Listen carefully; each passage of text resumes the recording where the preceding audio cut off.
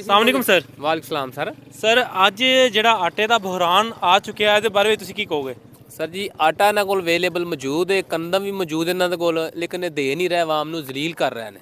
ਠੀਕ ਹੈ ਨਾ ਜੀ, ਅੱਛੀ ਗੱਲ ਨਹੀਂ ਹੈਗੀ ਕਿ ਆਵਾਮ ਜ਼ਲੀਲ ਹੋ ਰਹੀ ਹੈ, ਹੁਕਮਰਾਨ ਉੱਤੇ ਬਹਿ ਕੇ ਮੌਜਾਂ ਕਰਨ ਡਏ ਨੇ।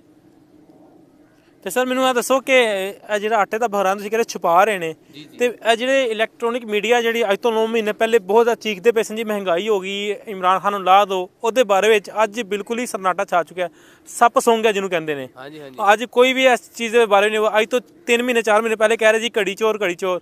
ਹੁਣ ਜਿਸ ਤਰ੍ਹਾਂ ਆਟੇ ਦੀ ਵਜ੍ਹਾ ਤੋਂ ਜਿਸ ਤਰ੍ਹਾਂ ਆਵਾਮ ਮਰ ਰਹੀ ਹੈ ਆਟਾ ਲੈਣ ਦੀ ਵਜ੍ਹਾ ਤੋਂ, ਤੇ ਉਹਦੇ ਬਾਰੇ ਕੁਝ ਬੋਲੋਗੇ ਤੁਸੀਂ?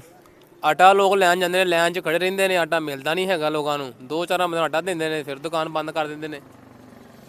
ਅੱਛਾ, ਕਿਸ ਜਗ੍ਹਾ ਤੇ ਖੜੇ ਹੋ ਤੁਸੀਂ? ਇਹ ਕਿਹੜਾ ਪਿੰਡ ਹੈ? ਇਹ ਹੈਗਾ ਫਰੂਕਾਬਾਦ ਗਾਉਂ ਬੰਦੋ ਕੇ ਨਹਿਰਾਂ ਦੇ ਉੱਪਰ। ਸਹੀ, ਇੱਥੇ ਵੀ ਬੁਹਰਾਨ ਹੈ, ਆਟੇ ਦਾ ਮਸਲਾ ਹੈ? ਇੱਥੇ ਵੀ ਹੈ, ਬਿਲਕੁਲ ਹੈ।